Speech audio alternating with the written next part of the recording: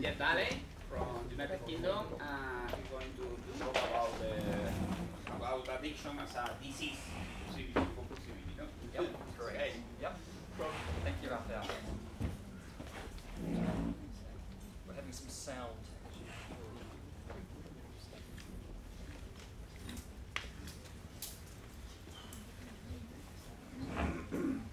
Okay, can you all hear me? Great, okay, it's an absolute delight to be here. Thank you so much for inviting me. Barcelona is an absolutely beautiful city. It's far too hot for me. We're much used to a rainier, I guess, grim climate in the UK, although summer's not too bad. Okay, I've got about an hour or so to discuss some of the research we're doing at Cambridge. My overarching interest is impulsivity. And impulsivity is about acting on impulse, and the notion of impulsivity has really taken off over the last decade. And there's been a number of groups that have been interested in the causal impact of impulsivity in terms of the development of drug addiction. And my colleague, David Ballan, who's there in the fetching pink shirt, we're doing a double act today. I'll be covering impulsivity, David will talk about compulsivity. But what we hope you get from this session, that there's a strong interrelationship between these two constructs of inhibitory response control. So, what keeps me awake at night is this question: what makes an addict? Now, we can all think about this, and obviously this is not such an easy question to answer. Actually, within this question are embedded a number of rather thorny issues about those different ingredients which are absolutely necessary and prerequisite for the development of addiction. What we know about addiction is it doesn't affect everyone. There are some, a small population, roughly 15 to 20%, for whatever reason, appear to be especially vulnerable. And part of that vulnerability, it seems, starts with some rather interesting traits like impulsivity, certain brain disorders like ADHD and the like, which I'll cover in this talk. And I'm sure those in this room that have been working addiction would know that some of the key ingredients for addiction, you need three things. Of course, you need an agent like a drug. You need the person, the host, would have some predisposition or susceptibility in terms of vulnerability. And of course, you need an environment, a place or a context to link those two lower level variables. Now, in terms of the environment, I think we all know about environment and how it would bind together those two elements. But of course, environment plays a massive role in addiction. One can think of alcoholism. One can think of coping reactions, stressful work styles, lifestyles, travelling with large people in cramped conditions, in a city, living arrangements. All of those coping reactions can lead to drinking. Drinking itself can become the problem, the coping reaction, and you can see the spiral can begin simply from the environmental circumstances that individuals find themselves in. One can think of people with sensation-seeking, thrill-seeking tendencies, people who throw themselves off cliffs or take bikes up mountains to do these crazy, daring activities. We know that addiction is strongly linked with conduct disorder. So young kids, adolescents who tend to be aggressive and show these antisocial behavioural tendencies, we know that's strongly linked with later addiction. And rather interesting from my perspective, brain disorders like attention deficit hyperactivity disorder, so distractibility, impulsivity, inattention during school, which obviously impairs learning, is another causal factor in addiction. And rather paradoxically, disorders like ADHD are treated with stimulant drugs like methylphenidate or Ritalin. So you can see the circularity in disorders which can predispose to addiction and stimulant drugs are used to treat it. And in the UK, we're very interested in knowing whether the treatment of ADHD protects against or exacerbates the development of addiction. Okay, so I've talked about the non-randomness of addiction. That it doesn't strike all, it strikes a vulnerable subset. And there are a number of etiological markers or endophenotypes, call them what you will, which can underline predisposed to addiction. You can think of mood disorder, anxiety. I mentioned ADHD. I will talk about the genetic substrates of addiction vulnerability later in this talk. Impulsivity, I'll talk a lot about. Depression, IQ, age, poverty. But I guess when we think about addiction and we think about environment, I think sometimes the lay public might think about places like this, rather dank corners of our world where young kids gather together and experiment with different substances. Now, that's not the full answer, of course, but places like this, of course, is where kids gather together, solvents like toluene, really nasty compounded substances. This is where experimentation starts. And for some kids, this is where addiction starts too. Now, addiction, in psychological terms, is really a disease of choice. Think about this. A person who smokes or a person who drinks gets an instant gratification for smoking or drinking, but deep back in the recesses of their mind know that they do this chronically, there will be a problem, either with lung disease or liver disease or other chronic organ failures and the like. So on the one hand, we're discounting instant gratification with the longer term harms of the chronic use of these substances. And David Nutt, I'm sure some of you would have heard of David Nutt. He's a very distinguished professor in the UK. I did my first postdoc with David Nutt. This is at Bristol University. These are some of the data he published in the journal Lancet. And what he did here, he classified drugs according to harm. And UK Home Office didn't really like this classification because it tended to conflict with the way in which drugs were scheduled according to A, B, and C. But nevertheless, at the top of the harm list is alcohol. And it's there for two reasons. One, it's harmful to the individual, and secondly, it's harmful to the broader society. And you can see there is a continuum of compounds in terms of harm in this spectrum. And I'll just throw this slide in because I think it's really important educational. Yeah? I'm a little bit confused because earlier talks, the number one drug was slightly different. It wasn't alcohol, it was nicotine. And nicotine in your graph is No, but remember what we discussed was that nicotine was the percentage of people that use a drug, percentage of people that become addicts. The first one is nicotine, but that doesn't mean that it's the damage to the society and to the user. This is a damage to society. This is harm to others. So you can think of the broader question. So in terms of addiction, nicotine is powerfully addictive and afflicts many individuals. That we agree on. But in terms of broad harm, alcohol, particularly in certain societies like the UK, is absolutely without question, number one. Now, I throw this in because it's educational. This was a rather interesting paper that was published in the Journal of Psychopharmacology by David Nutt and Jürgen Riem, and it's called Doing It by Numbers.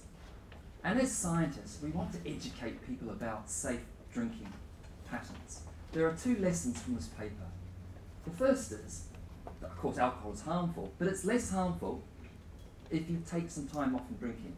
And what they advocate in this paper is 2 to 3 days a week where you don't drink alcohol at all.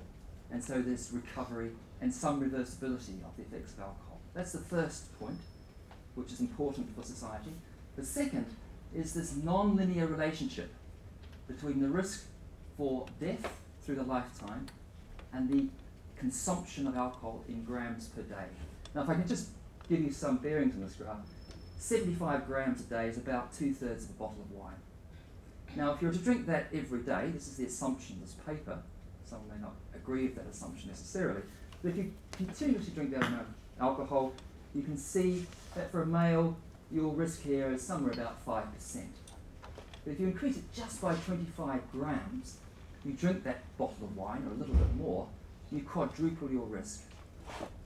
God, that sounds terrible. But actually the flip side of this is, in terms of educational lesson, is that if you reduce your drinking by just 25 grams or 50 grams, you can reduce your risk in this non-linear way. So looking at that underlying exponential function. So you can see the improvement in your lifetime risk for alcohol. So two important messages. Yeah, right now. Yeah. It's interesting that the female are down of male because for metabolic reasons, well, a female consumes the same amount of alcohol, the effects are higher than a male. Absolutely, and I'm with David next week. I wrote to David and I said to him, look, this is a really interesting figure. You should all know about this. Why on earth is the risk for females lower when we know in animal research female rats will acquire self-administration more readily. They show all the physiological changes which are different, which would predict perhaps the opposite effects, counterintuitive. The answer I was given was that maybe with males tend to be more aggressive, they get more fights, and that there are other reasons. So there's no breakdown on why males and females are dying through this daily consumption. So there's no causal link between those patterns, but it's an interesting question. Okay, and we can talk about nicotine, we can talk about alcohol, stimulant drugs, but of course the drugs which are coming into the UK and other countries are so-called legal highs, which are falling outside the regulatory framework. And in the UK this is becoming a huge issue. These are compounds which are based on cocaine and 5-HT-like compounds, but they have a subtle variation, a methylation or something else, and they fall outside the regulatory framework. Now, kids that take these drugs are taking them for very different reasons. When you take alcohol, you're titrating some subjective state. With these drugs, they're in a capsule or a tablet. You're either a risk taker or you're stupid if you take these compounds when the subjective state that you're about to experience is unknown. So these are harmful. They're coming in by this bucket load into the UK and other countries, and this is something, as addiction researchers, we need to be very aware of. Okay, I've mentioned the importance of environment. George Ill has been a proponent of the genetics of addiction for many years. He's written some great articles on this topic. But of course we know that addiction is a polygenic disorder, roughly 50-50 split. We can also say how many genes. There are lots of genes, all of small effect size. The interesting point to make here is the interaction between a vulnerable genome and the environmental circumstances that individuals find themselves in. Okay, Mary Jean Creek has written this article, which I really like. It came out, it was a very timely article about the genetic influences underlying the progression for drug addiction. And you can see at the head here is impulsivity, and the genetics which underlie impulsivity are very important early on. And this symbol here indicates a lesser or no impact. And I think this is one of the areas which people involved in impulsivity have been strongly debating for many years. In other words, does chronic drug intake actually exacerbate impulsivity itself? We know that impulsivity, as I'll tell you soon, has a causal role. If you have a trait of impulsive character, you're more likely to develop drug-seeking patterns which are impulsive in nature. But it's very uncertain whether the drugs themselves will produce impulsivity. And you can see, looking down the list, other factors like risk-taking, stress responsivity, have genetic influences which have different impacts at different time points in the lifespan of addiction. Okay, mechanisms. I'm going to gloss through this pretty quickly because I know in this course you're going to get a lot of mechanisms of addiction, but there's a point I'd like to make at the end of this small section of slides. The first point, of course, is acutely, drugs which are abused by humans have the same common action to increase dopamine. And it increases in the ventral striatum. We've all become fascinated with the nucleus accumbens. And you can see all these compounds, the opiates, cannabinoids. I know some people in this room are working on cannabinoids, alcohol, nicotine, stimulants, all have their pharmacological effects within the circuitry to increase the release of dopamine. And earlier studies have shown directly that an animal will self-administer a stimulant drug directly into the forebrain region of the nucleus accumbens. So this is an area where dopamine transmission clearly supports self-administered stimulant compounds and other compounds. But of course, addiction is not just dopamine. I think in the last decade, the field has moved and gathered momentum into these other brain regions which converge onto the ventral striatum, bringing with it limbic afferents from the hippocampus, representing environmental influences and context, conditioned reinforcement mechanisms through the basolateral amygdala, the accumbens were fractionated into the sensible subregions of the shell and the core, which do different things in terms of conditioned reinforcement and potentiation of conditioned reinforcement. And David, I know, will talk about the associative structures of addiction, from habits or stimulus response learning through to compulsion. So I won't dwell. The only point I'd like to make here is that when we look at the underlying neural circuitry of impulsivity, there's a great deal of overlap. So the forms of impulsivity relevant to addiction, the inability to delay gratification. I've mentioned this trade-off between immediate and delayed reward. At the center of that circuitry is the structure of the nucleus accumbens core. And of course, the core receives all the same inputs, which I've talked about, that are relevant to addiction. So there is a great deal of similarity and overlap between brain mechanisms of impulsivity and that which support compulsive drug seeking. Okay, Bianca Jupp and I wrote an article 2013 where we looked at the substrates that overlapped with impulsivity, sensation seeking, and addiction. And we used 4 categories. We looked at the response to rewarding stimuli in terms of brain activation, measured using functional magnetic resonance imaging. We looked at structural imaging. These are connectivity studies, volumetric studies of different brain regions in addiction. We looked at the metabolism using mainly FDG PET to see how active or underactive a particular region was. And we looked at this really robust marker of addiction, dopamine D2 receptors. And the point I'd like to make here is that when you look at these 4 categories, there's a striking overlap between impulsivity and addiction. And you look at sensation, very often, apart from dopamine D2 receptors, they're opposite, they go in the opposite direction. So in a sense, impulsivity and sensation seeking, which has both been linked to addiction, are almost orthogonal in the neural systems which support and predict later addiction. Okay, theories of addiction. I want to mention this because the theories of addiction are firmly embedded within the literature supporting impulsivity. The first, of course, the dark side of addiction, which George Cube and Lamole have advocated for many years based on the view of Solomon, the opponent process theory, that people take drugs for harm avoidance, essentially. And today's session, we talk about impulsivity and compulsivity. I'm really covering the first aspect here, where we can think of impulse control disorders in terms of the tension, excitement, anticipation of an impending reward versus the guilt and self-reproach that you do when you take these rewards. And this is really an impulsive reaction to taking drugs. And this is something which is an antecedent, something which precedes that further down the line in terms of escalation. But George, Cube, and others have always felt that impulsivity was an early marker for addiction.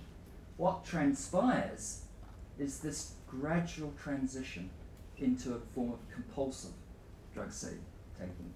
And really, it's fed by underlying anxiety and stress. And I've mentioned coping reactions to alcohol.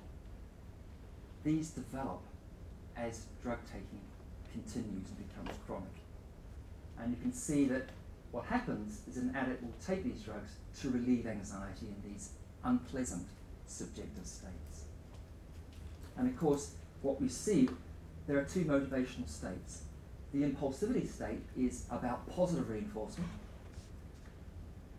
The compulsivity state essentially is driven by negative motivational states.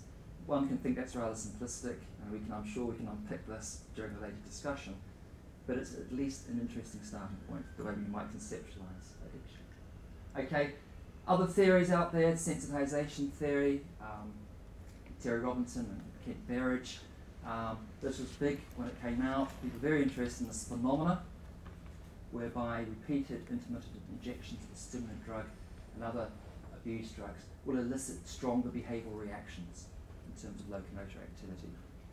One can question its relevance to addiction, maybe we'd like to do that later.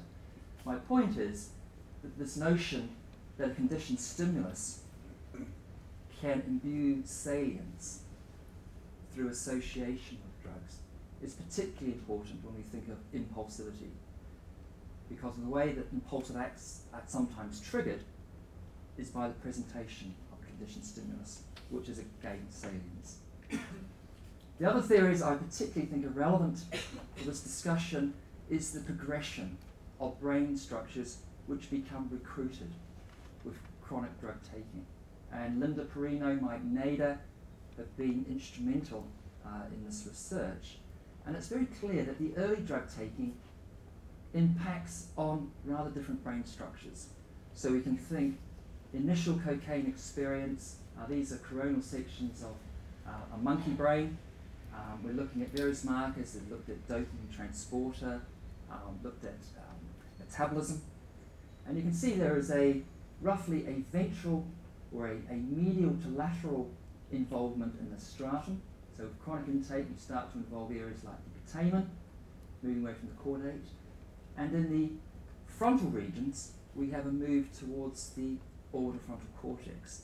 So there are shifts in the structures which become involved. And for me, we have to take note of this really important basic research telling us that addiction is a moving target, and that when we develop treatments, we must have in mind how addiction involves, at a molecular gradient level, different structures in the brain.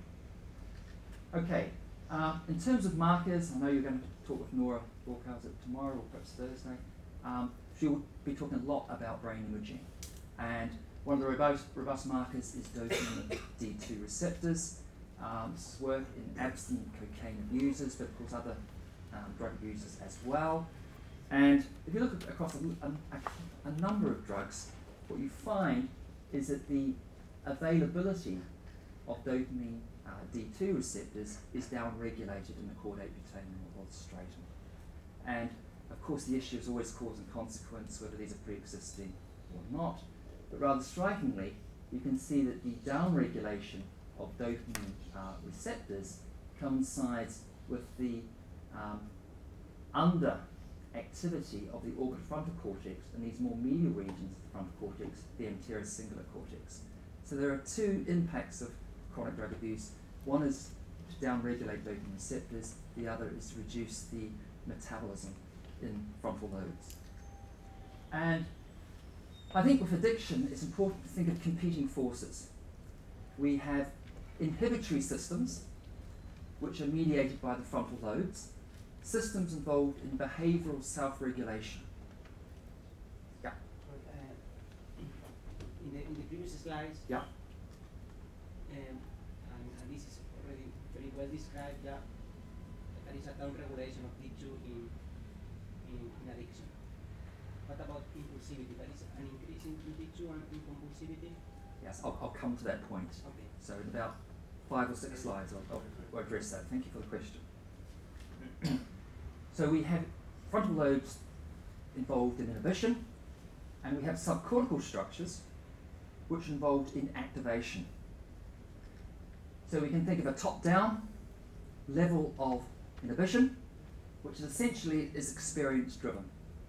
And we have a chance to regulate our behaviour, which is offset by a bottom-up sensory involvement. I've talked about conditioned stimuli, which become absolutely crucial to controlling behaviour. And the tension between these competing forces is something which these neural systems are struggling to balance. With chronic drug abuse, what we know from the work of Nora Borkhouse and other people working in this field is that these top-down influences become weakened, inhibition becomes less involved, and at the other end, of course, with the way in which these subcortical systems become stronger, with conditioning, we can see habit learning, enhanced incentive motivation, that there is an underlying acceleration in terms of activation. Okay, so I think this is a rather important thing. And this was conceptualized in this addiction spiral. I've really adapted this from Catherine Stanley review of 2010. We can think of a spiral in addiction involving experimentation, initiation of drug use, to increasing drug use, to a loss of control. Overlaid with that, we can think of frontal cortical function, which is normal, operating within normal limits, gradually becoming compromised, essentially to this region where the orbital frontal cortex, the anterior cingulate cortex become compromised, which show a syndrome of hypofrontality. And of course, this leads to this chronic binge withdrawal cycles, which defines addiction. Thrill-seeking, novelty-seeking, there are active risk factors very early on in terms of getting people into taking drugs. Impulsivity is also important early on. We can think of the inflexible nature of drug taking, which David will talk about very shortly, and this controversial notion that impulsivity itself may be exacerbated by these repeated cycles of drug intake and withdrawal. Okay, into impulsivity, I promised you I would talk about impulsivity. Essentially, the taxonomy, the definition of impulsivity goes along two categories, but it's based essentially on a predisposition, a susceptibility for rapid, unplanned, anticipatory actions, decisions which are based on too little information, often, and actions which are executed inappropriately. The consequences usually are undesirable. So in other words, these behaviours are maladaptive. Despite feedback, these impulsive acts and decisions continue. So this cartoon on the left, this is about impulsive actions, where you're thinking about it, before you think about it, you've already done it. You've acted on impulse. The second cartoon is about waiting and about delaying gratification. We're probably thinking about what we're going to do next week. We're already in that context about doing these things. Okay? And if you look at the diagnostic and statistical manual, impulse control disorders lie at the heart of many psychiatric and neurological disorders. Post-traumatic stress disorder at the top, personality disorder, conduct disorder, as I've discussed, ADHD, and so on. Okay, for those that are interested, if you want to objectively measure impulsivity in laboratory animals, we've published a review in this journal here. There are lots of different procedures. They can be summarized and collected into rather in the same, or at least three different categories. People use the 5-choice task. In Cambridge, this is one that we operationally use to measure waiting impulsivity. So an animal would know that a reward is impending, but simply can't withhold behaviour for that impending reward, a form of waiting impulsivity. The stop signal is a different form of impulsivity. Once a response has been initiated, the subject is then asked to stop that response. There's an imperative signal to stop, and that recruits a different circuitry. But broadly speaking, we consider that also impulsive behaviour. Delay discounting is essentially about delay aversion.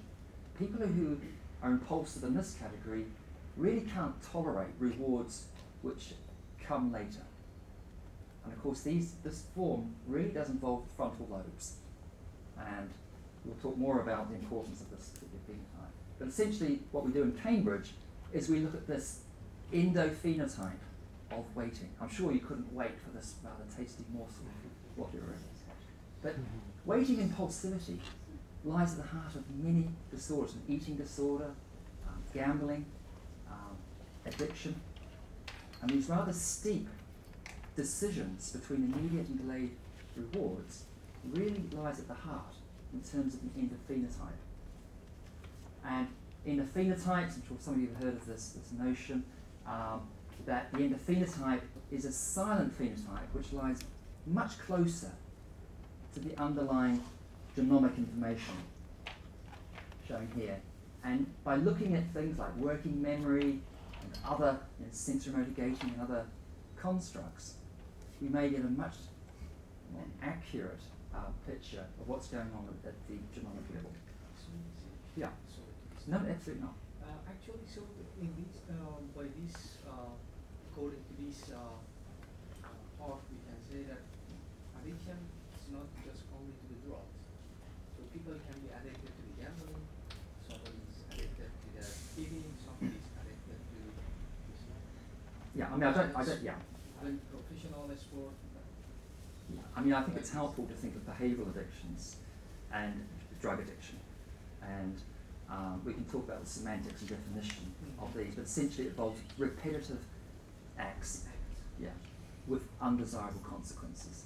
So essentially, you know, we can think of impulsivity as preemptive strikes, anticipatory actions, compulsivity as repetitive actions with seemingly no purposeful outcome. Same area in the drug addiction and the behavioral addiction. No. They are No. overlap. So we can discuss this in much more detail. What, in terms of impulsivity, if I'm to give you a heuristic or a way, we do think of impulsivity involving the ventral striatal regions, perhaps the medial prefrontal cortex, compulsive behaviour involving orbital frontal cortex, the caudate, so more dorsal areas of the striatum. So there is a quite a clear distinction between those two. Okay, and looking at ADHD, one of the endophenotypes which is often studied is delay aversion, an intolerance for delayed gratification. And so some of the distractibility and inattention in these kids with ADHD may be about just an inability to wait. And you can see the hierarchy of underlying potential etiological markers, for example, the dopamine transporter or some involvement with the cerebellum or lesions centered within the striatum. But this concept is absolutely important for the way in which we might carry out research to study the underlying mechanisms that might underpin addiction. Yeah? Can I, so you break down impulsivity very nicely through the animal models, was a beautiful review paper. So from a clinical perspective, you know, obviously this comes through as a very stable personality trait, and always do those assessments and try to factor that into our analysis. But it took me many years to discover that we sort of think about impulsivity as one of the big five, and it's distinct from the dimension of neuroticism, which is of course proneness to be anxious. And then I discovered that in the neo-PI there's this subfacet of neuroticism, which is negative urgency. Mm-hmm. So people do impulsive things. Some people, so you know, the main dimension of the major factor is people do impulsive things for all the reasons you've mentioned. Yeah. But then there's this rather orthogonal dimension where people do stupid things without forethought because of negative urgency, so because they're anxious while they're waiting. Can you comment on how you parse that out? Absolutely fascinating question, and this is something we're trying to address with electrophysiology. We're looking to find a neural representation of urgency. Now, if you know that a reward is about to happen, there has to be a neural representation, a neural code, which is ramping up during that period of anticipation. We call this positive urgency, and we think we have the marker for that. But on the flip side, negative urgency, and really I think this speaks to the distinction between impulsivity and compulsivity, and that maybe when you make the transition from positive urgency to negative urgency, that it reflects a different motivational state, one which is driven more by avoidance and anxiety and other things, but finding the neural representation of those different urgency features. For example, in serotonin, I think maybe it's one of the drivers for negative urgency. That's a wonderful question. Thank you. Okay, I don't want to rush on. I realise I'm eating up a lot of time here, and I haven't really got to what I want to speak about. But there are lots of ways you can measure. This is Skinner, by the way. You've all heard of Skinner boxes. You could measure delay discounting with a simple 2-lever Skinner box. One lever predicts a small immediate magnitude reward. The second lever is a larger magnitude but delayed reward. And you can look at discounting functions. You look at delay, and you can look at whether an animal prefers the delayed reward or the immediate reward. So up here, you can see at 0 delay, the animals will always prefer a large reward. But as you increase the delay, they switch preference to the small immediate reward. And if this function moves upward, we can think of reducing impulsivity. Okay, why I say that is that people who've abused cocaine or heroin show, now this is a back to front figure actually. What we're looking at here is the slope of that previous discounting function here. So it's the slope of that line. And when you look at that, an upward shift in this function means increasing impulsivity.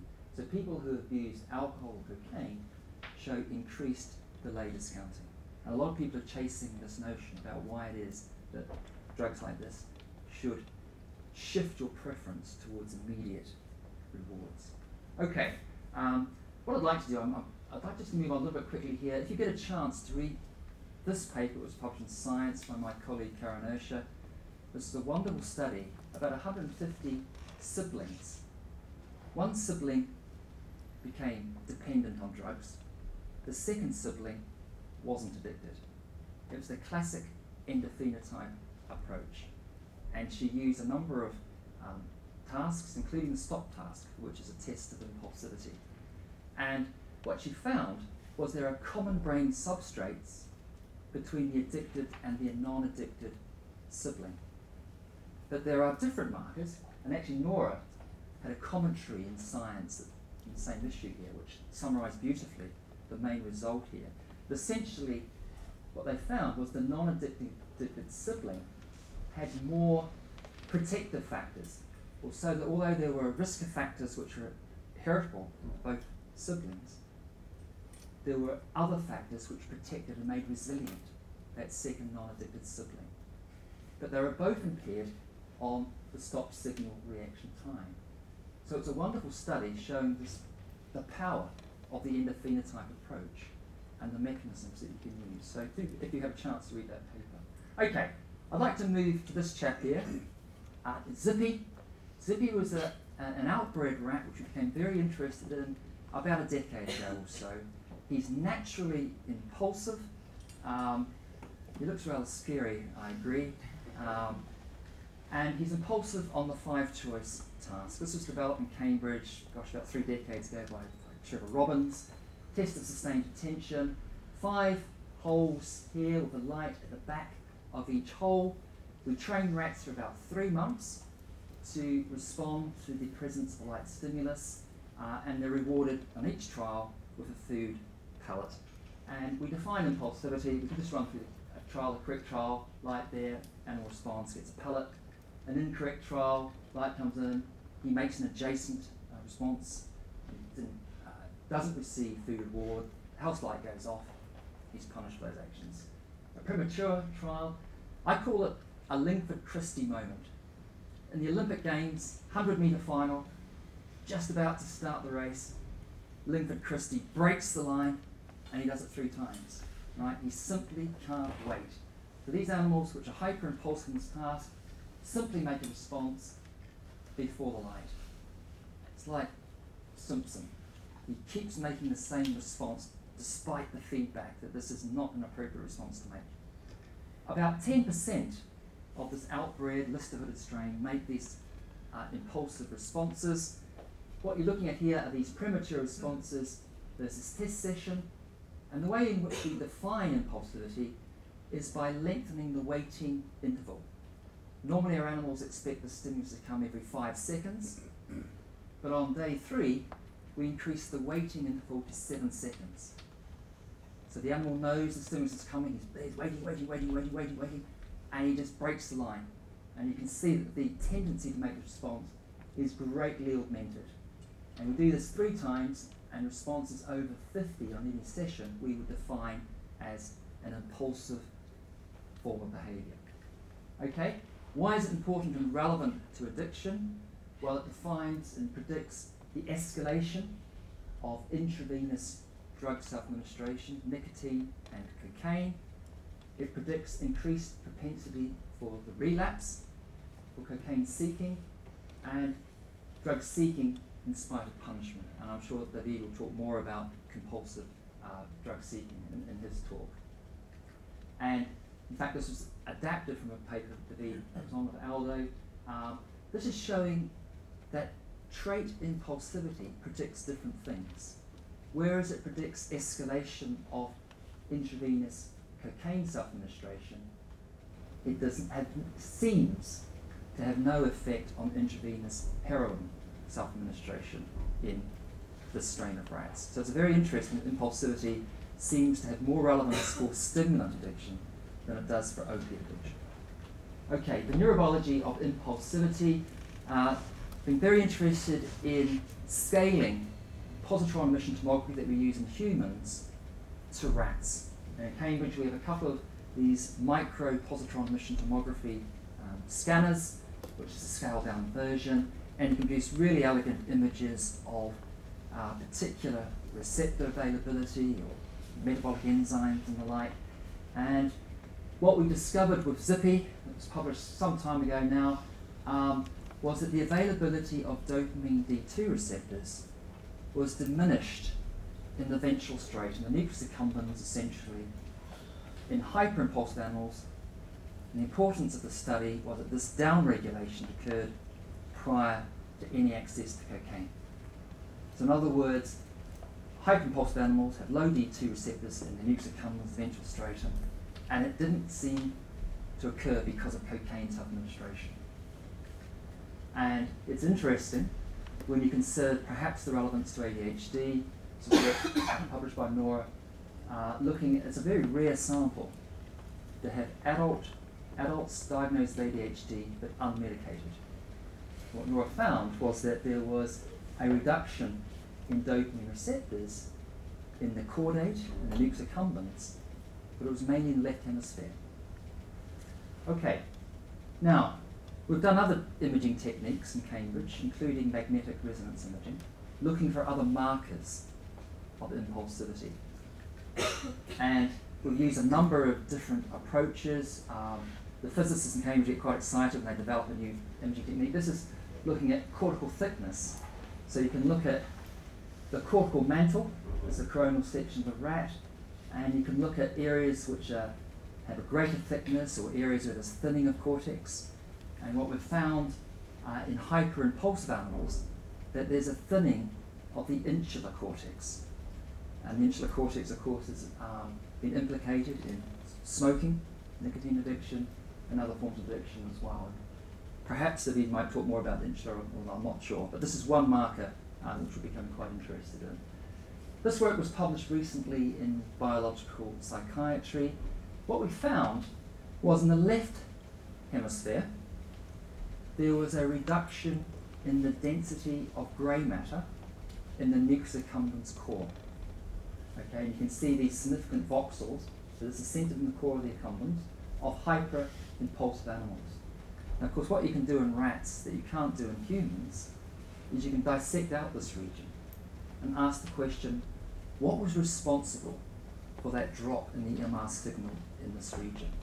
Now, we were going for dopamine and markers of dopamine. Yeah? Just a technical question. What field strength are those measures taken at? This is taken at 4.7 Tesla. We were looking at markers of dopamine function. Actually, what transpired was GABA. Perhaps we shouldn't have been surprised by that, but of course the predominant neuron in the nucleus accumbens is GABA. And there's three groups here. There's a low impulsive group, a mid impulsive, and a high impulsive group. You can look at the dimensional relationship between impulsivity in the task and this grey matter score. So the more impulsive you are, there is a reduced grey matter in this area. But then we looked at GAD, which is glutamate decarboxylase, immunodecarboxylase. It's the rate limiting enzyme for GABA, and that was reduced. And interestingly, it was reduced in the left hemisphere, but not the right hemisphere. And there are also markers of dendritic spines, which were reduced in this area, MAP2, spinophyllum. And so the idea that we're working on in Cambridge now is we've shifted our focus, the spotlight, away from dopamine receptors, which are interesting but perhaps almost incidental players in this, to markers which may have offer greater explanatory mechanisms in terms of this. There's a medium spiny neuron here. You can see these wonderful endowment of spines on the dendrites. And what we think is going on in hyperimpulsivity is there's a stripping away of these dendrites.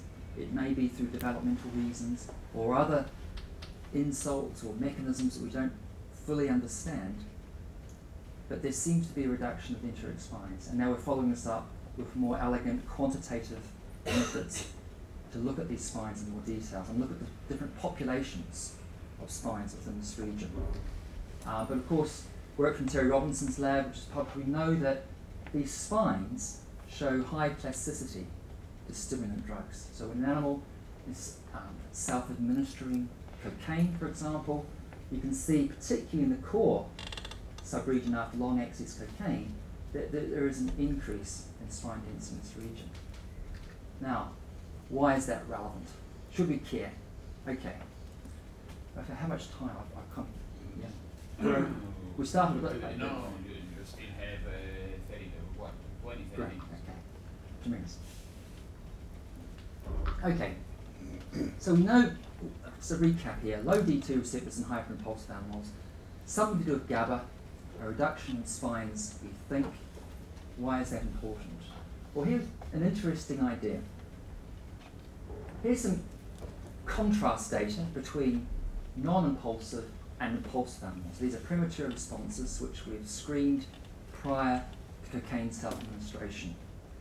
Now, what we discovered when we looked at these animals after a period of cocaine self-administration was that their impulsivity disappeared. The stimulant drug had somehow normalized this behavior. And it wasn't because the lows became suddenly more impulsive. It was selective to the high impulsive animals. And we've done this so many times, an extremely robust effect. Somehow, drugs which boost dopamine transmission normalize this behavior. What's particularly interesting, if you leave these animals, forced abstinence, put them back in their home cage, and then retest them on the 5-choice task, you see this impulsivity reinvigorated. Okay? So the idea we had was maybe this is a signal, a trigger for relapse. There's always an underlying problem which is remediated by stimulant drugs, but once you stop taking the stimulant drugs, there is a return. So the ideas you might have at this point, I'm sure, would be something about self-medication, that people might take stimulant drugs like ADHD to improve attention. They might take alcohol to reduce anxiety, but essentially it's a self-medication idea. So we've been working on this idea, and this study here we published in 2009, that actually the hyperimpulsive animals are prone to relapse. So you put them back in the same environment where they experienced drug previously, they will reinstate drug seeking in that context more vigorously than a non-impulsive animal. Daniele Caprioli now is with Yavin Shaham, working on lots of interesting projects, and we did a lot of fascinating stuff together in Cambridge.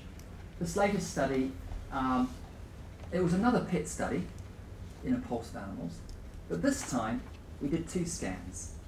One before cocaine self-administration, and then one after cocaine self-administration, really to complete the loop to understand fully what was going on. And if I take you through the timelines of the experiment, we trained animals for about 3 or 4 months and phenotyped them according to impulsive or non-impulsive behavior. At this point, we did a structural imaging scan here, MRI. We did a first PET scan for dopamine D2 receptors. We reassessed impulsivity, and finally we did a second PET scan. And if I can just draw your attention to this point here, you can see that after cocaine, their hyperimpulsivity is normalized by this period of cocaine self-administration.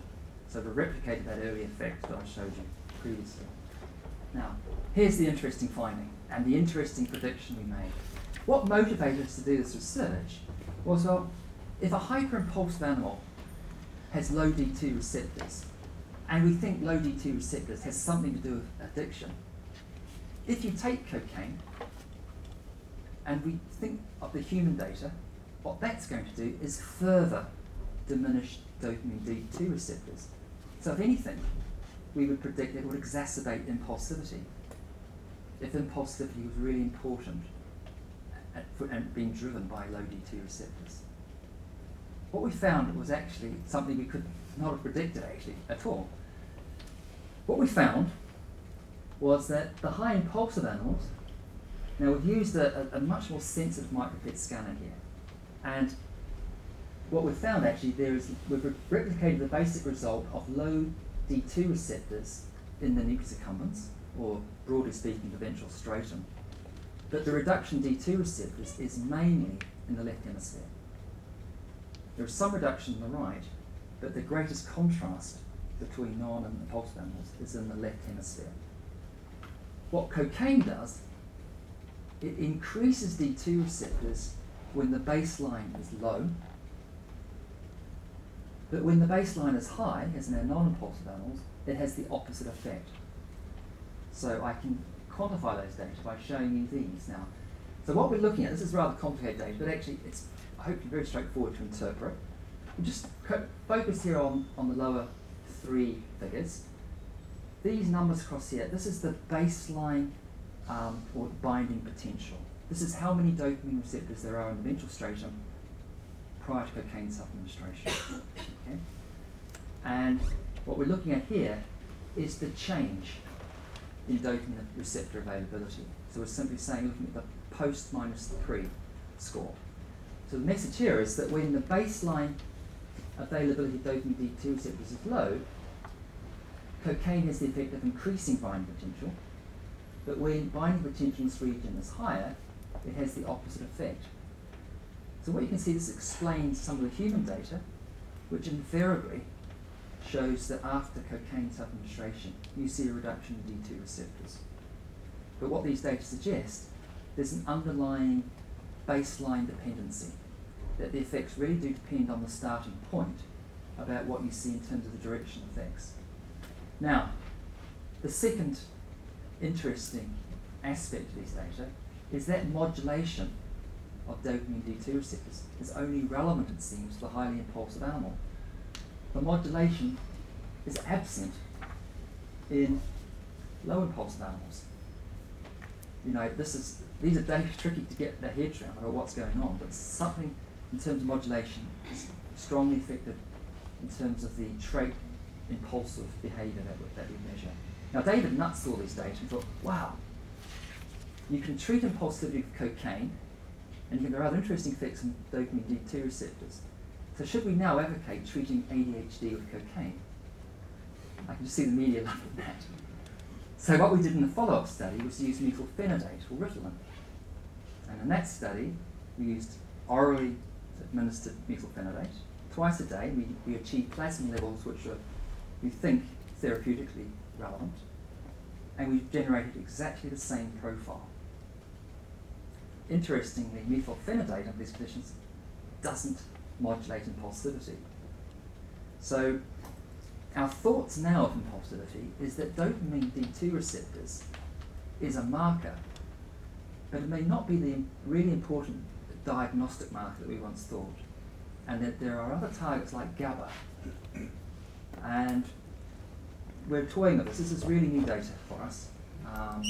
It's not to say that dopamine receptors is not a way of identifying this trait, but its causal relationship now we're beginning to question. Now, the reason why I say that is that we've done some receptor autoradiography, which of course has greater spatial resolution in PET. You can slice the brain and you can look precisely where the low D2 receptors are. It turns out that in impulsive animals, lower D2 receptors is in the shell region of the accumbens. That's the most medial region of the accumbens. The changes in GABA that I've mentioned in terms of spines are in the core. And I'm sure we're discussing the circuitry which connects the shell and the core of the accumbens. But it may be that the changes we see in D2 receptors are a consequence of the change within the core region in terms of the GABAergic markers that we see. This is one hypothesis that we're currently working on. Okay, whenever I talk about these data, I always get asked this. I say, well, this is all very well, but you know, what's causing these animals to become so impulsive and so persistently impulsive? And we, in hindsight, when we published that paper, we called this a trait. And of course, some people say, well, can you really call something a trait unless you demonstrate that it's heritable? So we went back and we did what we should have done then. We inbred this particular behavioural characteristic. And before I get to that point, people often say, well, you know, if impulsivity is such a disadvantage and it has these causal impacts for addiction, why has it not just been selected out, eliminated? Actually, if you get the chance to read this article on the evolutionary significance of genes relevant to ADHD, you'll see perhaps why these genes have survived in societies, that some of the mutations we see in the interesting candidate genes like the D4 receptor may have conferred a strong advantage for certain nomadic tribes in terms of novelty seeking, making quick decisions, not deliberating about what they're doing in that environment. The problem comes when these people migrate into cities where those gene variants are no longer advantage, in fact they become a disadvantage. And it leads to problems like obesity, overeating, and all the other problems that we might associate with these genes. There's a really interesting perspective on why genes relevant to addiction are now the problem they are. But of course we can consider concepts like functional impulsivity. It's actually a good thing to make decisions quickly and not deliberate too long. Okay, if you simply procrastinate all the time, nothing ever gets done. Okay, back onto the biological origins of impulsivity. Yeah? What came to my mind that Yeah. when I saw some footage of birds or mammals when little pups and chicks are feeded or wants to eat, and they always push each other. As maybe this is an evolutionary selection, and maybe the impulsivity could be a driven force. Yes, it's a great question, leading into this aspect actually. So, armed with a grant from Medical Research Council, what we looked at was the heritability of impulsivity. And within that grant, we were looking at litters themselves and the relationship between the dam and the pups, and whether impulsivity, the impulsive animals, or those rats that would eventually become impulsive as adults, maybe in the rumps of the litter, or were shunted to the side, when, you know, all those factors, which are probably important, actually very difficult to measure. It takes a lot of time and energy to do those types of experiments. So initially we did the easier thing, to look and ask the question, could we enrich the incidence of this behavioural characteristic simply by inbreeding? And once we've done that, could we identify a linkage on a particular chromosome that might explain some of the variance in the behaviour? And this looks complicated. It's not very complicated if I tell you that out here to the left is Zippy. Okay? Now Zippy is a male, it's a square, females are round. If you're red, you're impulsive.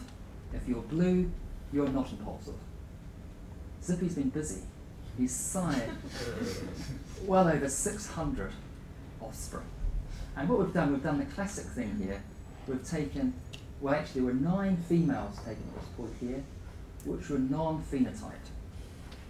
Okay, we did this because female rats have a limited fertility.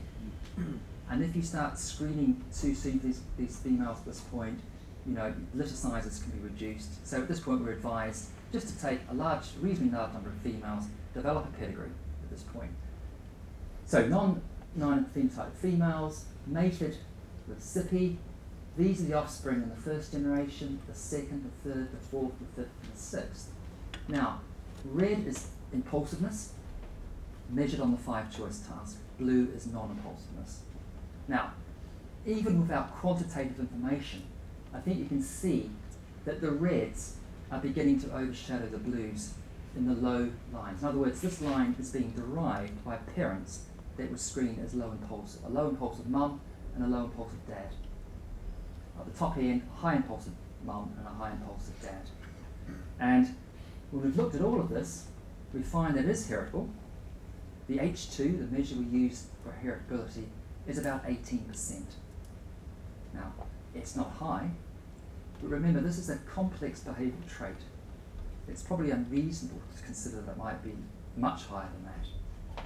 And when we look at the linkage, the latest linkage score now, the LOD score here, just how significant the linkage is about 6. By human standard, the samples you might use in human genome-wide association studies, it's not impressive, but it's significant. It's in chromosome 1. There are some interesting candidate genes which reside within this marker region. A lot of these are important in development. For example, the development of GABAergic synapses, and what we've found there is a differential expression of this gene within the nucleus accumbens. Other repulsant guidance cues, development postsynaptic sites on neurons. So what would we have with this approach? We have a new way of finding targets which may be of relevance to the development of this. So we know it's heritable. We know perhaps there are some interesting mechanistic markers that we can now follow up. What we are doing in Cambridge now is we're looking at younger animals and using all the information that we have now in terms of markers, dopamine D2 receptors, disturbances in GABA function, some of these candidate genes, and using an inferential process to say in young adolescent animals, based on those markers, could we now predict which of those animals will become impulsive or not? Because once we've solved that riddle, we're now in a position to say, well then once we have some confidence in the conversion of those younger animals into animals that will display impulsive characteristics in adult, can we then intervene with drugs like atomoxetine or something that might treat impulsivity? And when the media look at my work and they say, well actually what your work tells us is that addicts are simply born, there's addictive personalities. Of course, what we're talking about here is vulnerabilities. Vulnerabilities are not certainties. And the media always think that, once you have these markers, that somehow it's all happening. Everything's against you, that it's, the forces are against you. But actually it's vulnerabilities and based on probabilities, but certainly not certainties. Okay, 3 or 4 slides left and then I'll finish. I've mentioned addictions more than dopamine. I've discussed the role of impulsivity, where its impacts seem to be especially important early in the process.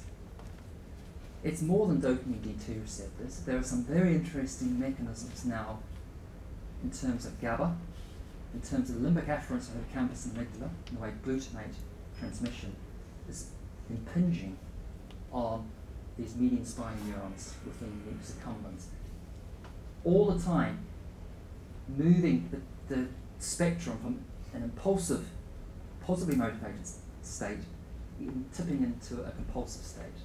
Now, what we hope to do with our research is to intervene with drugs or interventions that might stem the flow from this transition. And we've been working with a number of pharmacological compounds. You'll know that atomoxetine is used to treat ADHD. We've shown that it's particularly useful. It shows dose-dependent improvements in impulse control. This is when given systemically. I'm working with some companies now where we're using MGOR receptor compounds, NAMs and PAMs, to strengthen impulse control, both at the striatal level and at these cortical inputs into these regions. There are a number of different approaches that we can now begin to think of that might stop these transitions. But I'll just finish with some data which was published by Dana Economedy. Dana discovered that atomoxetine, this is a drug which selectively blocks the uptake of noradrenaline in the brain. When it's given systemically, it reduces impulsivity at a dose of 1 mg per kg. It's a very robust affair. Lots of groups around the world have shown that atomoxetine improves both delayed discounting impulsivity and this form of action awaiting impulsivity.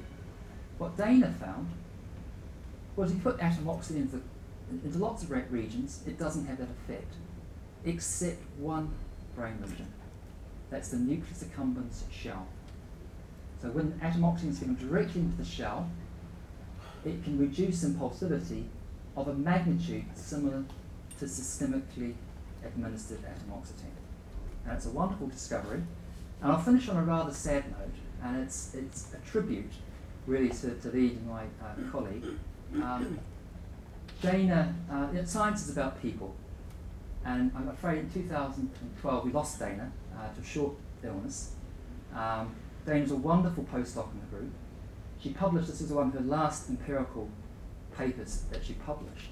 But it was such a wonderful discovery that a drug which is effective in ADHD actually has its effect within a very, very selective region of the brain. And just to finish, I need to acknowledge my fund providers, the Medical Research Council, the Wellcome Trust, grants from the European Union, the breeding, Imogen, Neuropros. I haven't really talked too much about electrophysiology today, I'm afraid.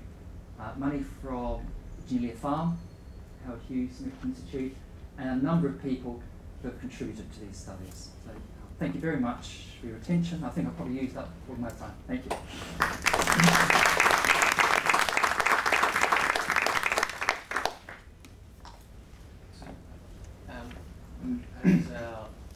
Because Jeff mentioned that the length of the spines is going to be increased in the case of cocaine, which is a stabilizer, and in the case of the cannabis, Well, yeah, it shows, what we reported was in the case of cocaine non-contingent administration, and we reported in the cortex, not in the nucleus shell. The increase, we obtained similar result and depth in the nucleus accumbens shell in the case of operant training to obtain paratable food, what fits well with the results. Yeah. But in terms of cocaine, so my feeling is that in the case of nucleus accumbens shell, everybody agrees. Yeah. There is operant, and there is something different also.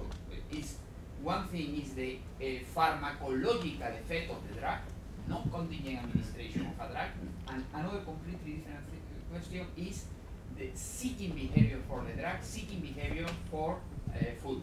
In this case, everybody agrees there is an increase in the dendritic spine in the nucleus accumbens shell. But in the cortex, I think that there are different results because it depends first contingent versus non-contingent.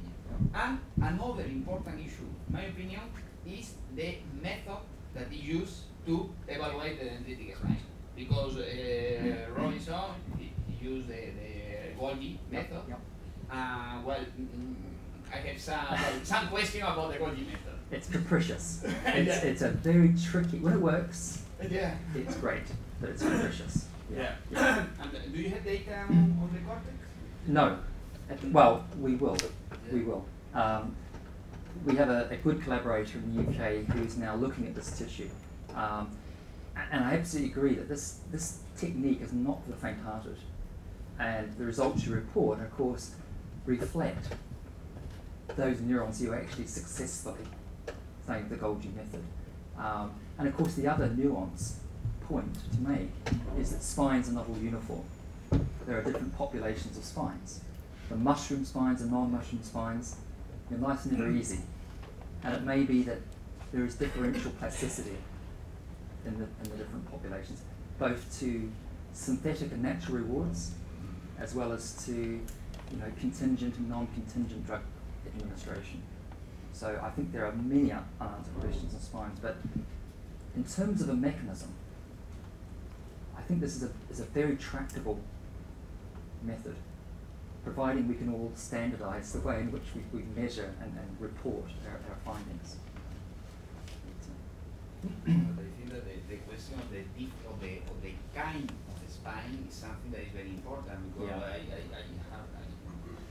in my presentation I didn't present the different type of spine, but of course with mushroom, with thin spine, you have different responses. And remember that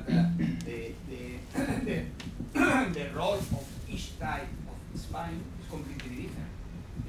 We just report the whole in our presentation. We just talk about the whole dendritic spine, but we didn't mention the specific result of the different kind of spine. But it's also different. Yeah, I mean the quantification of that breakdown is challenging. Yeah. Great call. Thank you so much. Then, if I understood, in terms of D2 receptor in impulsive rats or rats or mice, or Rats. Yeah. you have a less or a reduction in D2 expression in striatum, but in the presence of the cocaine or there are more. There's more. Okay, that is a rapid. Okay. The explanation. Do you want an explanation? Yeah. We think, and I think there's reasonable grounds for this, that the upregulation reflects a D3 receptor. So you know that the tracer we use, I didn't go into too many details, was phallipride. It's very high affinity. It's a wonderful tracer for extrastriatal systems. So we have weak signals, great for cortex and thalamus. The downside is that it binds both the D2 and the D3 receptor.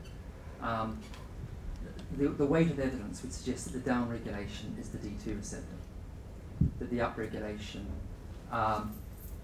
with caution, speculatively, could be the D3. And if for example, in my case, that I tried to analyze this parameter by Western, probably that is a confounding factor with the antibodies that they are not selective for D2, and I also. Yeah. Okay. This will be something to bear in mind. The other point to make is the synaptic location, pre versus post-synaptic. Now, there have been some wonderful studies with human impulsivity, very high impact papers, where they've looked in the midbrain, substantia nigra, and found a downregulation of D2 receptors there, suggesting that impulsivity may be a presynaptic, or located actually on the dopamine neurons themselves. And the idea there is that you have disinhibition. So whenever an impulsive act is made, there's too little regulation of dopamine release in the forebrain regions. So this is very, very difficult to dissect, whether the changes in D2 receptors are located either on dopamine neurons as a heteroreceptor or on the median spiny neuron. And it's very hard to unpick this.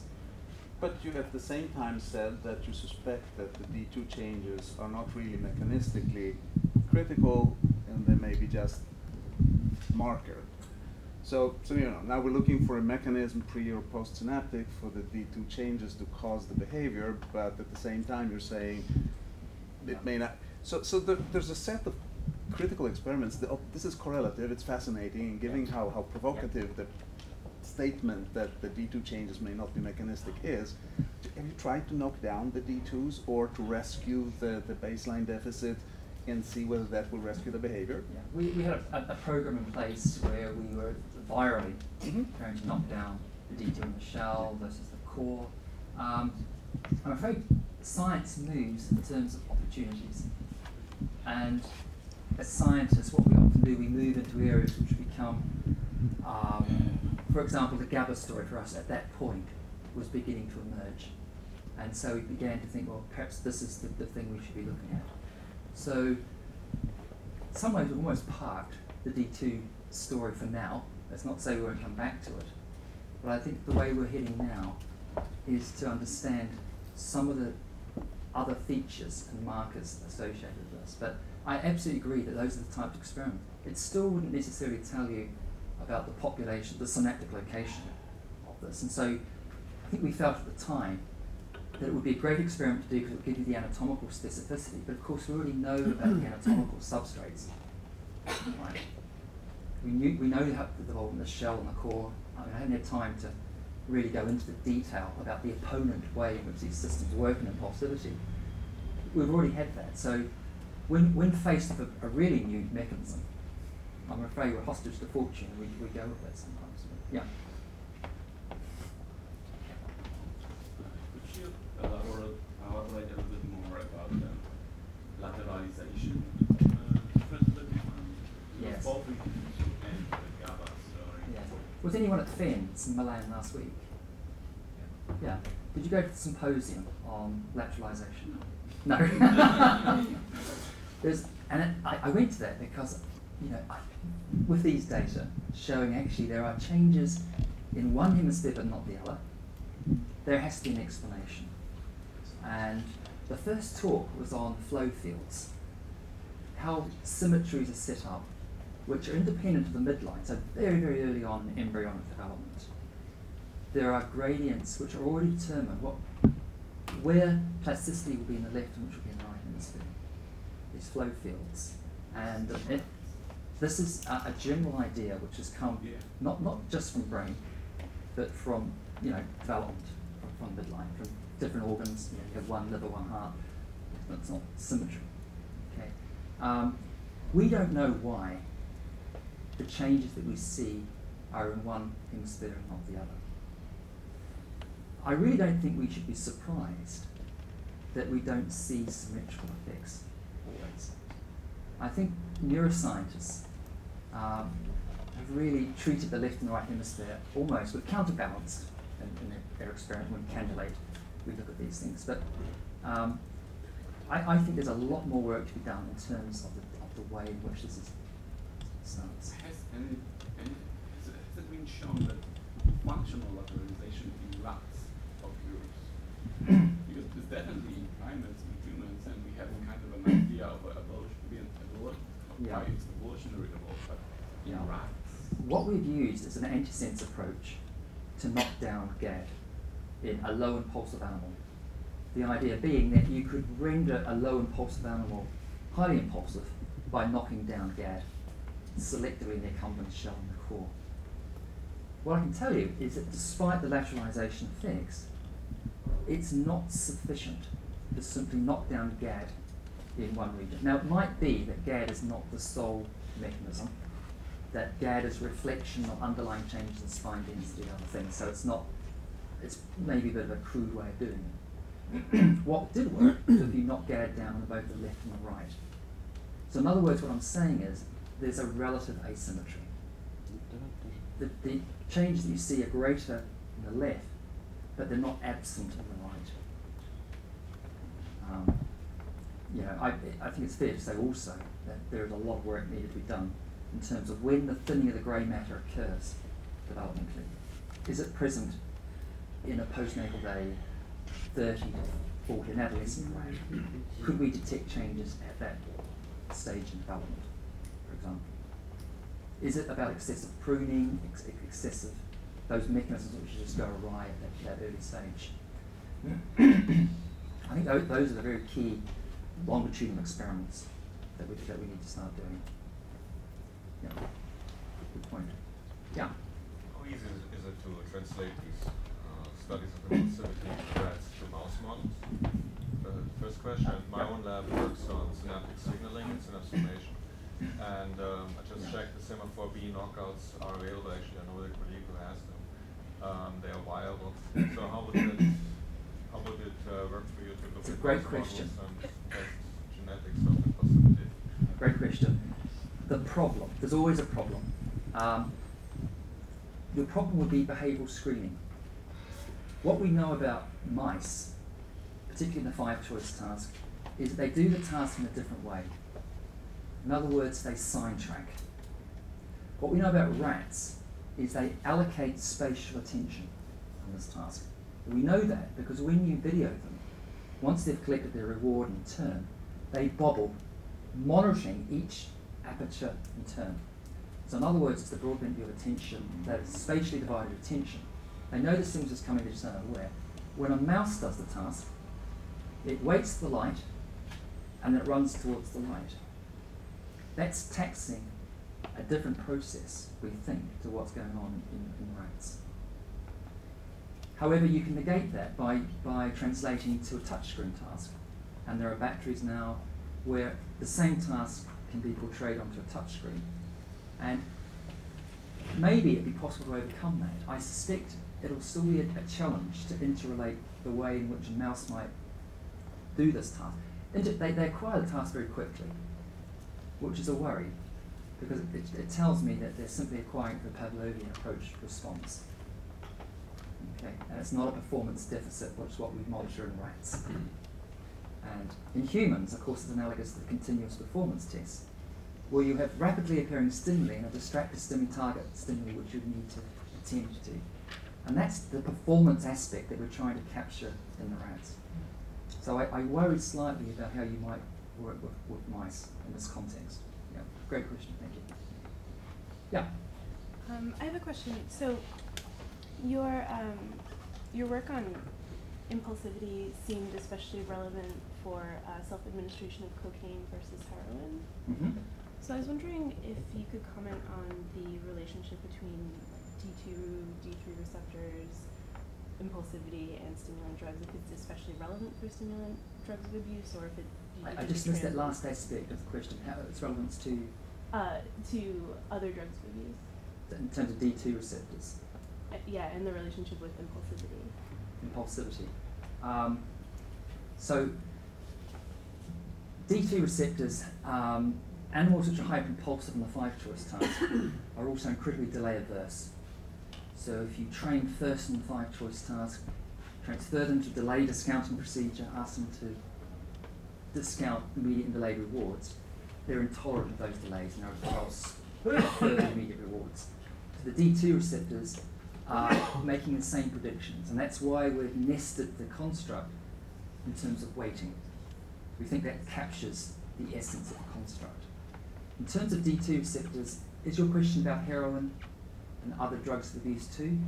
Well, just, I think you'd shown that the impulsivity predicted cocaine self-administration, but Correct. not necessarily heroin Correct. self-administration. Yep. And it seems like the cocaine administration regulates these receptors, but in the ventral striatum. So I was wondering if other drugs of abuse. Yeah. I know of a interact study with the where same somebody system. has given, in an animal model, looked at the baseline, D2 receptors, and then given heroin, and then looked. I mean, in human addicts, you see the same reduction in D2, D3 receptors. Although that's controversial, some groups haven't replicated that effect.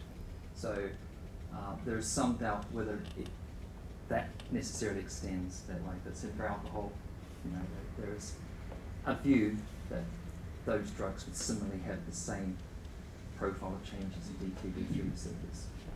It's an interesting point. What I haven't discussed today is the flip side of the coin.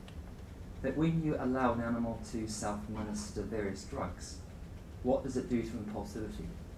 Because the dogma in the field was always that people who took large amounts of drugs repeatedly, that impulsivity would gradually ramp up and you would lose this inhibitory control.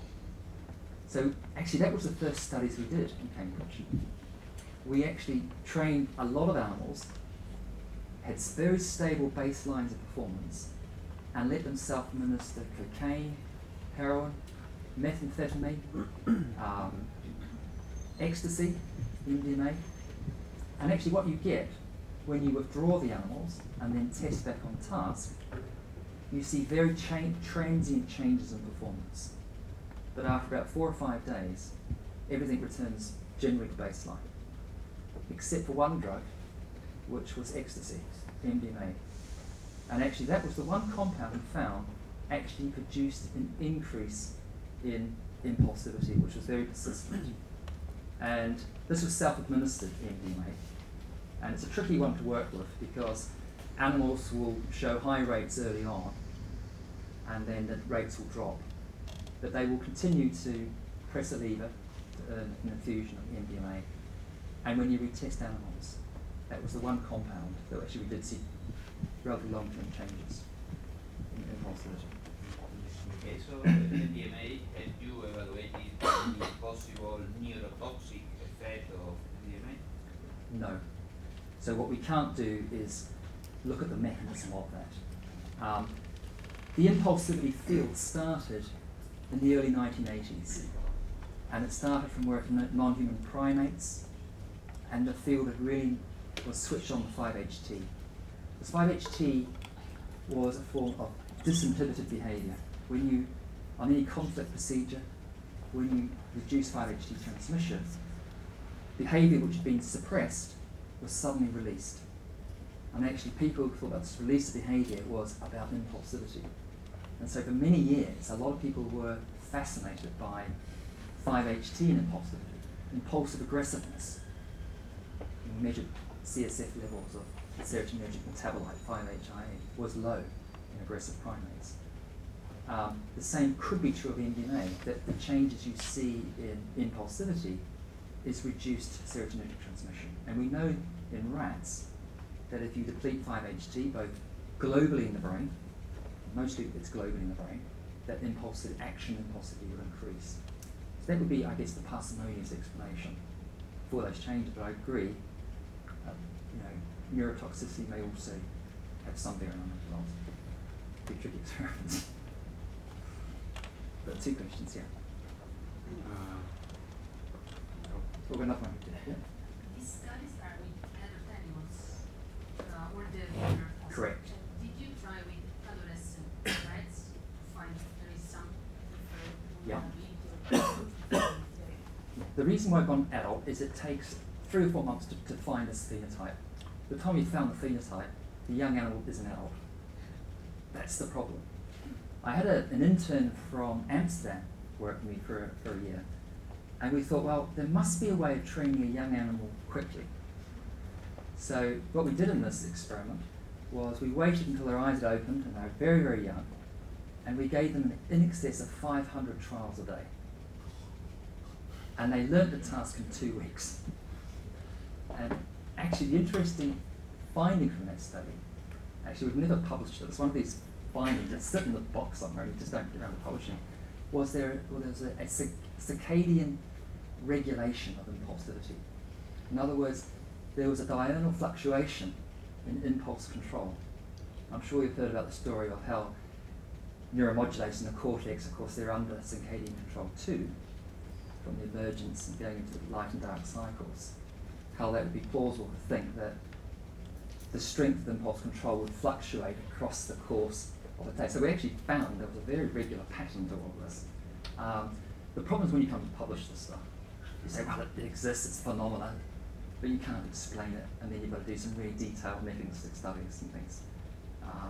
So the issue really is working with very young animals and having a phenotype which takes so long to find. This is why we've switched our focus to saying, what markers are absolutely necessary that we could find in a very young animal that would predict and explain a great deal of variance of the adult population. And once we have that in place, we don't need to start training vast numbers of animals. We can then think more in terms of interventions and everything else. But it's exactly the way we're thinking. Developing brains, external events which may alter the trajectory of development. So it's a fascinating field. It is constrained by the lengthy training that we have. Yeah. I understand correctly, you suggested that due to prolonged abstinence from cognitive administration, you have an exaggerated impulsivity that will relate to greater relapse later. Just the same story with methamphetamine, the Ritalin, yes. I think there the issue is about magnitude of effect. When you're comparing methylphenidate with cocaine, the underlying mechanisms, really, it's comparing chalk and cheese.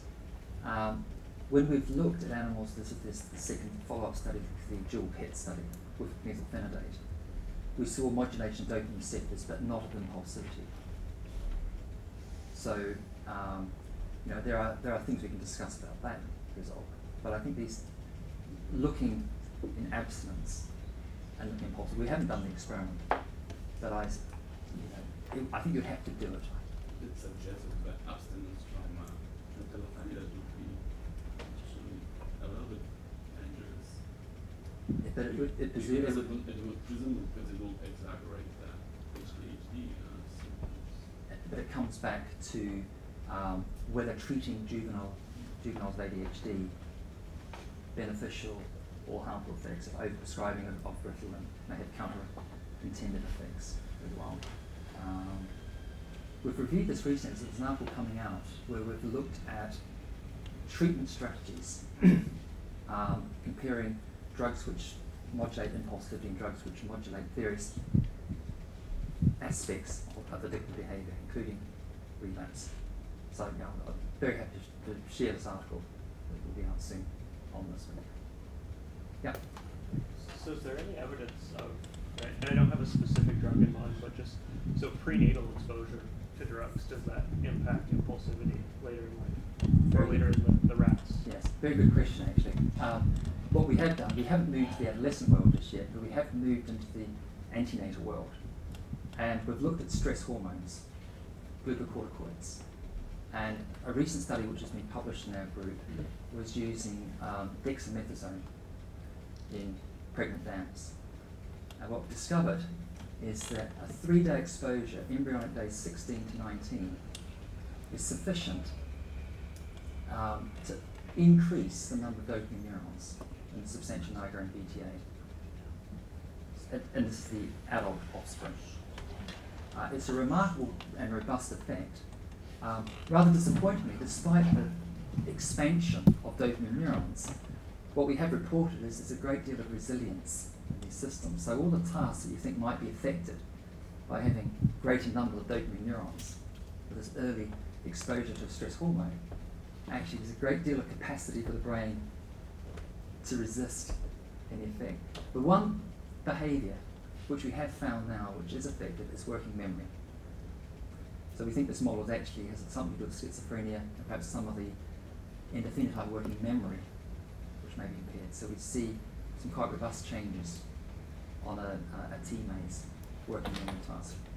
But that's our only sort of foray into very early life events at this point. Yeah. This is more a general question.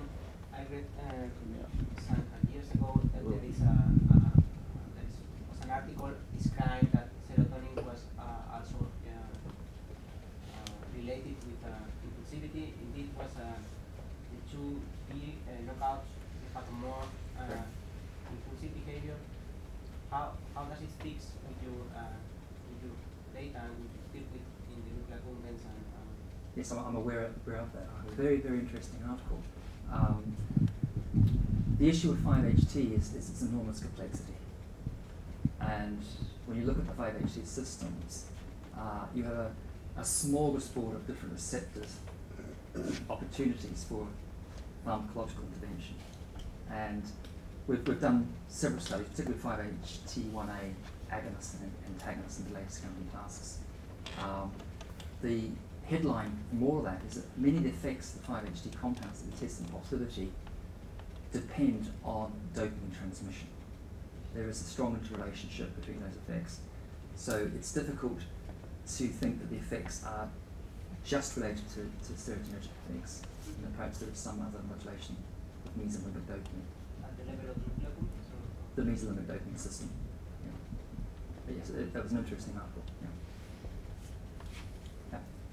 You mentioned something about changes in GABA in the core maybe being related to changes in D2 in the shell. Correct. For someone who just doesn't work in the accumbens, what is the sort of circuit connection between the core? I was hoping you could tell me that actually. What we have here are two interesting observations. And what we can do is we can link that with the known neuroanatomy of the way in which the midbrain dopamine neurons serially connect with different subregions of the next accumbens and spiraling up into the dorsal striatum. Susan Haber and others have shown elegantly how this works. Now, for the primary pathology, you can call it that, as in the core, and it's a GABAergic pathology, it's difficult then to see how that might affect the shell. If the circuitry goes, and it's a circuitry which doesn't quite work in terms of mechanism. Maybe these are independent. Maybe there are two other variables which don't interact, causing changes in D2-3 receptors and the GABAergic effects. There is indeed a lot of work required to resolve some of these. For example, I would like to know the origin of these changes and whether there is sufficient plasticity that you could correct and strengthen pulse control and change the density spike. We just haven't done that experiment yet, but in terms of the relationship to D2 receptors and GABA, that's something that does require some research. Yeah. The alterations that you observe in the GABA cells in the core, do you think they preferentially occur in the direct pathway or indirect or equally? Great question. Great question. We're looking at that now in dreads, actually, and I wish I could tell you the answer, but we have that experiment now, which is incubating. We're very interested to know whether this would be one or the other. The other approach we're using is mGluR4 PAMs, positive allosteric modulators. You might know that these receptors are expressed on striatopalatal neurons and are inhibitory. We've done a lot of work with these particular receptors, but they're highly expressed in the basal ganglia. And unfortunately, they don't segregate in terms of the direct and the indirect pathway. But I think that's exactly the question that we've asked ourselves, whether this would be one or the other. And of course, that would have implications for treatments that you might then think about using. Yeah. Good question. Thank you.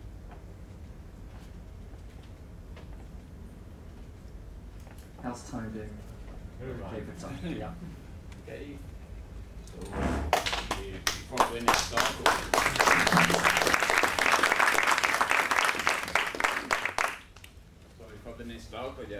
we have